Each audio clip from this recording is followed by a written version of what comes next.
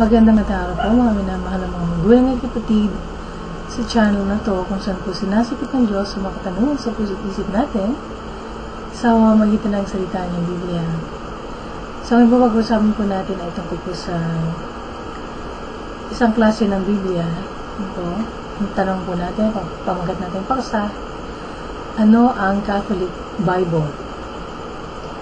Ang kaibahan po ng Biblia na bersyon ng mga Katoliko at ibang mga salin, meron po ito, yung Catholic Bible na karagdagan ng mga libro sa lumang tipan. Nawala po ang ibang mga bersyon, kagaya ng New King James Version, New International Version, at iba pa. Tinatawag po ang mga dagdag na libro sa Bibliang Katoliko na Apocrypha. Kabilang po sa mga libro na ito ang Tobit, Judith 1, Ikalawang Maccabees, at iba pa. Hindi po preserve ng mga Hudyo, mga aklat na ito sa paglipas ng daang taon, pero preserve ito ng ibang mga quote-unquote Kristiyano. Sa bakalang may espiritual na kahalaga mga ito. Tinatanggi po ng mga Protestante at mga Hudyo na parehong kanon ng lumang tipan ang ginamit. Ano po? At kinasihan ng Diyos sa mga Apokripa. O kaya ay meron itong binding authority. Ano po? Iba naman po ang damdamin po ng simbahan ng Roma. Ang opisyal po na isinama. Ano po? Sa kanon ng kasulatan ang mga Apokripa sa ginanap po ng Council of Trent noong 16 na taon. Tanyag ang konseho po na to na sumasagot sa mga paratang laban sa simbahan ng Roma magmula po sa Reformation ng mga Protestante. Bago po sa kasaysayan ng mga libro na to, o bago bumagsak ang Imperyo ng Roma noong 476 AD, nagkaroon po ng mga malaking debate ang dalawang manunulat na Katoliko hinggil po sa Apokripa. Ito po ay sina Jerome at Agustin. Si Jerome po nagsalin ng marami sa salita ng Diyos sa wilang Latin para sa simbahan ng Roma. Tinatawag po itong The Latin Vulgate. Tinatanggi niya na kinasihan ng Diyos ang Apokripa. Iba naman po ang damdamin ni Agustin. At naniniwala po siyang merong sariling canonical na otoridad ang mga libro nito. Hindi po nanalo ng opisyal ang posisyon ni Agustin hanggang mahigit sa 1,000 taon pagkatapos na mamatay. Okay, so ilan po sa mga maraming problema ng Apokripa ang mga balintunan nitong mga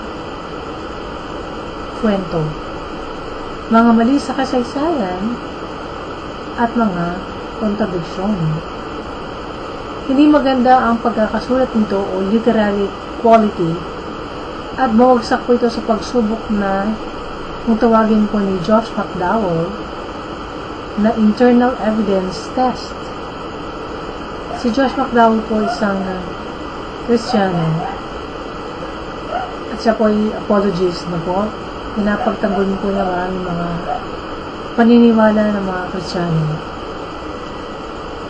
So para sa sarili po ninyong pagsasaliksik, baka gusto po niyong basahin ng libro niya ni Josh McDowell na pinanggatang The New Evidence That Demands a Verdict. Isa pong halimbawa na pwede po natin ibigay po ngayon ay yung pong storya po sa Apokripa tungkol po kay Tobias. Okay, so tanggap po ng simbahang Katolika itong kasulatan na to na hindi naman po kinasihan.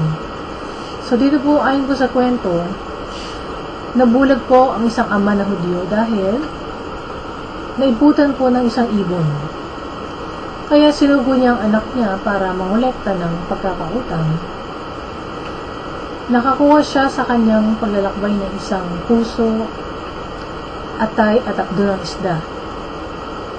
Nakilala niya isang balong babae na nakapag-asawa na ng 7 beses pero hindi na-consummate ang kanilang kasal dahil isa pong masamang spirit daw ang pumapatay sa mga asawa nito sa gabi ng pagpapakasal. Okay, so mapapangasawa po ni Tobias ang babaeng balo na to. At palalayasin po niya ang masamang spirito na kung tawagin po Asmodeus sa pamamagitan ng pagsunog sa dalawang bahagi ng isda. At gagamitin naman niya ni Tobias ang abdo ng isda para gamutin ang kabulagan ng ama niya. Kung pamilyar kayo po sa totoong mga canonical na mga libro ng Bagong Tipan, at ikukumpara ninyo ang dalawa, makita ninyo ang kabalintunan ng mga pangyayari at setting sa kwento na ito. Meron din po mga mali sa kasaysayan o sa history sa libro ni Tobit. Namatay po ang ama ni Tobias sa edad na 102, pero ayon po sa storya, personal na naranasan niya ang pagpapaalis ng mga Assyrian sa Israel papunta sa Nineveh. Kung ganun po, mahigit po siya sa edad na 200 taon. Kulang po sa tinatawag ni C.S. Lewis na kawastuhan ang libro na to at mapamahiin ito kaysa sa makadiyos. Isa pa pong sulatin po sa Apokripa, libro po ni Judith, na naglalaman ng maraming kabalintunahan at nasabi tuloy ng isang sali na Katoliko na walang pakialam sa kasaysayan o sa history at geography ang libro ni Judith. Nagbigay po ng 3 panuntunan ang isang traditional na ginamit po ng mga sinaunang mga Kristyano para ma-determine ang sarili po nilang canon. Kung sinabing canon, yung standard po, ng mga libro na isasama po sa banal na kasulatan. So, marami po silang mga criteria kung paano masasabi na itong libro na to ay pwedeng isama po sa banal na kasulatan. So, meron pong libro po si Bruce Metzger na pamagat po, The Canon of the New Testament, Its Origin, Development, Significance. Okay. So, ang unang panuntunan po ay kailangan sang-ayon po sa rule of faith. Okay? O pangkalahatang mga katuruan ng mga Kristiyano. Okay, so, ang pangalawang panuntunan po, kailangan matagal nang ginagamit ang libro na yun, no, ng banal na kasulatan ng mga kongregasyon. At panghuli po, na panuntunan, kailangan sinulat ng mga apostol at alagad ni Kristo. Kaya hindi na po sinasama ang mga sulatin katapos ng 100 AD. Okay? So, itong mga karagdagang libro sa Bibliang Katoliko, hindi po inspired o hindi ginasihan ng banal na spirito. Okay? At ano po kung masasabi po natin? Makakahanap po tayo ng mga mali sa kasaysayan o history na mahirap po ipaliwanag. Hindi po pareho ang kalidad ng ikalawang Maccabees at libro ni Daniel unang-una at ikalawang hari. So, i-compare nyo lang po, yung mga canonical books laban po sa mga hindi canonical, kagaya ng Apocrypha. Malayong malayo po ang quality. Tama mo? So, tayo po kung bakit po natin tinatanggap lang po yung mga kasama po sa Biblia natin po ngayon, kung hindi kasama yung Apocryphal, dahil po sa tinatawag po na isa sa mga canon po ay unity po, isa sa mga standard. So, yung po mga mensahe po sa Apocrypha, taliwas sa pangkalahatang tinuturo po ng Biblia. Tama po? Kaya hindi po natin pwedeng tanggapin. So, kagaya ko na po ng nabanggit ko po sa isa sa mga video na kasabay nito, na mapapanood nyo rin, yung pong pananalangin sa mga patay, yun po ay base po sa Maccabees. Ano po? So, tayo po hindi na po naniniwala sa mga ganun dahil dumating na po si Jesucristo. Ano po? Kung kilala natin ang Panginoon Hesus at tinanggap po natin siya bilang sarili nating kapatligtas at Panginoon ng ating buhay, alam na natin kung saan tayo pupunta. Tama po? Kaya hindi na po kailangan na ipagdasal tayo ng kahit sino nating makamag-anak o kadugo. Ano po? So, ang kaligtasan po, malinaw na pinipresent po sa banal na kasulatan. So, nakalagay po sa Hebreo 7:27, tinakda na mamatay ng isang beses ng isang tao at pagkatapos ay pumulupon. So, Kristyano po, na ginawang sentro ng buhay ng Panginoon Jesucristo, alam niya mismo sa sarili niya na pupunta siya sa langit. Tama po? Kaya, useless na po na ipagdasal po siya dahil alam na po niya kung saan siya pupunta mismo. So, kaya lang po, tinuturo po yung pananalangin po sa mga patay, yung mga katuroan, na base sa mga Apocrypha, at ibang mga sinasabi na kasulatan daw. Dahil po, hindi po nila alam o hindi po nila tinatanggap yung mensahe po ng magandang balita ng kaligtasan.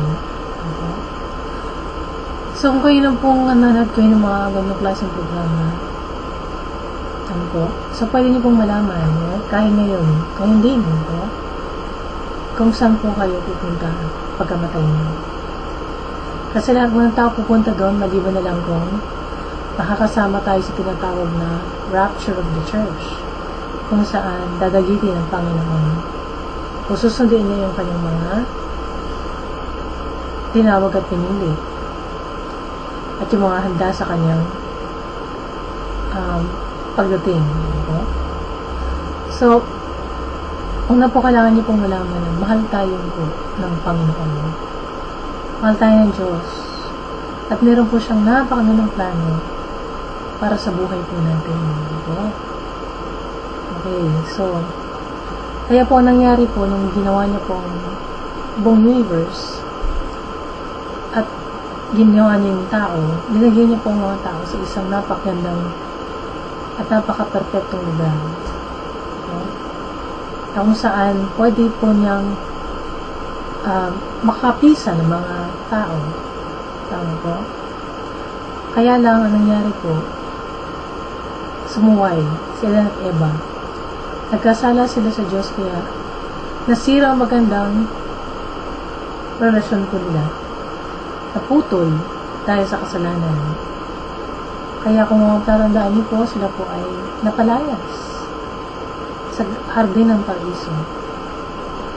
Ngayon, dahil mahal po tayo ng Diyos, ayaw po niya na mawalay tayo, mapahamak tayo dahil po sa kasalanan po, dahil ang parusa po ng kasalanan ay kamatayan, wala hanggang pagkawalay sa Diyos. Kaya nangyari po, binigay po niya ang kanyang kaisa-isang anak para akuin yung kasalanan natin na po ang Diyos po nagkatawang tao, inako ang kasalanan natin at binayaran ng ating kaporsahan sa krus ng Kalbaryo. Nang sa ganun tayo po ay hindi na po mawala. Hindi na mapahamak at tuluyang mawala. So, kung yun ang ginawa ng Panginoon Jesus, yung ibig sabihin, automatic po lahat ng tao ligtas na kaagad. Kailangan pong ating pagpapasya. Ang sarili po nating tugon sa ginawa ng Panginoon Jesus. Ang hinihintay ng Diyos para tayo makatanggap ng kaligtasan. Tatanggapin po ba natin yung ginawa ng Panginoon Jesus bilang tanging kabayaran sa mga kasalanan natin, o maghahanap pa tayo ibang paraan para iligtas ang sarili natin? Wala po tayong magagawa para iligtas ang sarili natin dahil makasalanan po tayo at papunta po tayo sa impyerno dahil sa kasalanan natin. Pero dahil sa pag-ibig ng Diyos, hindi po siya nagdalawang isip na isugo ang kanyang kaisa-isang anak. At hinayaan pong mamatay sa krus ng Kalbaryo para tayo po ay mapatawad, walang sala sa lahat po ng makasalanan natin. Kung tayo po ay aamin na tayo kasalanan at tatanggapin natin yung ginawa ng Panginoon Jesus sa krus, na yun po ang magliligtas po sa atin, wala nang iba. Kasi sa panahon natin, marami po mga iba't ibang relihiyon, at sinasabi na yung mga iba't ibang relihiyon na yun ay iba't ibang daan lang patungo sa Diyos. Wala na po ibang daan sa Diyos. Isa lang po ang daan, one way, yun po, para makarating tayo sa Diyos, itong hanap na si Jesus. Ang kailangan po natin gawin, magpakumbaba, aminin ang makasalanan tayo at tanggapin natin si Yesu Cristo bilang sarili nating tagapagligtas at Panginoon ng ating buhay. Sabihin siya na ang paghahariin natin. Sabihin, tayo po ay aasa sa ginawa niyang pagliligtas sa atin sa krus ng Kalbaryo. Yung dugo niya ang maglilinis sa atin sa lahat po nating makasalanan. At tayo po ay mapatawad, tuturing ng Panginoon na matuwid sa harapan niya dahil kay Yesu Cristo. Hindi po dahil sa anumang ginawa natin. Hindi po? Kasi wala nga po tayong pwedeng gawin para maligtas. Ang kailangan po ng bawat isang tao, ang tagapagligtas. So ngayon po, inanyayahan ko po kayo na lumapit tayo sa Diyos. Tumulog tayo ngayon sa harapan ng Panginoon. At ipasakop natin ang buong buhay natin. Talaga natin ang sarili sa Panginoong Jesucristo. Gawin po natin siyang sarili nating tagapagligtas, Panginoon ng buhay. Sumunod po kayo sa panalangin na Lord God, maraming salamat, Panginoon, sa lahat po ng ginawa niyo para sa akin, sa pag-ibig niyo na pinakita sa krus ng Kalbaryo, na kung saan na hindi po ako rapat-dapat, pero ginawa niyo pa rin, Panginoon, na mahalin ako at ginawa niyo ng paraan, Panginoon, upang magkaroon ako ng kaligtasan, Lord God. Salamat, Panginoon, sa lahat po ng ginawa niyo para sa akin, Panginoon sa Kristo. At Panginoon Diyos, patawarin niyo po ako sa lahat ng makasalanan ko. Dahil po sa makasalanan na ito, kaya po nabayubay sa krus ang Panginoon sa Kristo. At Panginoon Jesus, kayo na po ang maging tagapagligtas sa aking kaluluwa. Linisin niyo po ako ng inyong banal na dugo mula ulang ng paglabakan, Panginoon. Hugasan niyo po ang aking puso, aking isip, aking katawan at lahat-lahat ng Panginoon. At gawin niyo po akong matuwid sa harapan ng Diyos Ama. At Panginoong Hesus Kristo, pumasok po kayo sa puso ko, kayo na po maupo sa trono ng aking buhay. Kayo po ang maghari, Panginoon, at masunod. Simula po sa araw na ito, ako po yung maglilingkod sa inyo. Mabubuhay para sa inyo lamang, Panginoon, hanggang sa huling niya. At Panginoon, puspusin niyo rin po ako ng banal na Espiritu upang maintindihan ko po ang Biblia. May sa pamuhay ko ang salita ng Diyos at maging matagumpay ako na Kristyano. laban sa lahat ng mga lalang ng diablo. Thank you, Lord God, sa lahat po ng pag-ibig at kabutihan at katapatan niyo po sa akin. Sa ginawa niyo po para sa akin sa krus ng Kalbaryo, Panginoon. Thank you, Lord. Salamat po sa kapatawaran mo ng aking mga kasalanan. Thank you, Lord, sa kaligtasan ng aking kaluluwa, Panginoon. Sa galing ito, papasalamat din po ako dahil pinibigay mo sa akin ng buhay na walang hanggan. Dahil sumasampalataya po ako sa inyong kaisa-isang anak na si Jesus.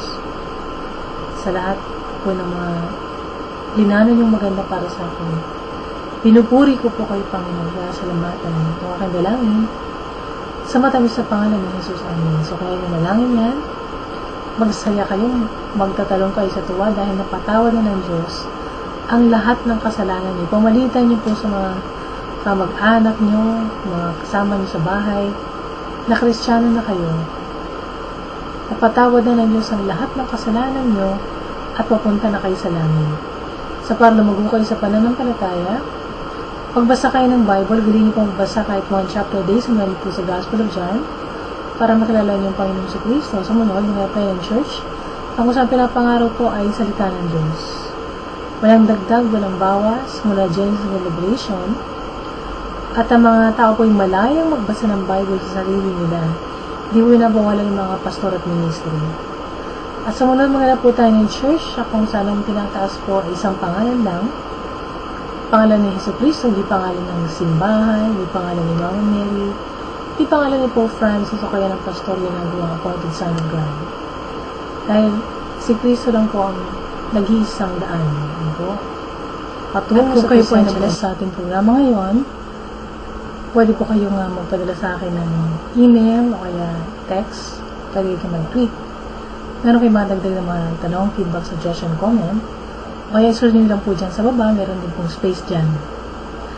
At kayo po hinihingi po ng Panginoon na tumulong sa means na to para magpatuloy po tayo sa ating bithiin na mailigtas sa ating mga kababayang Pilipino sa lahat ng dako.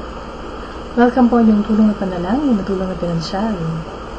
So, hanggang sa susunod po na pakikita po natin dito po sa channel na to, sa YouTube. Sa Diyos po lahat ng papuri at pagpalain kayo nating mahal na Panginoon.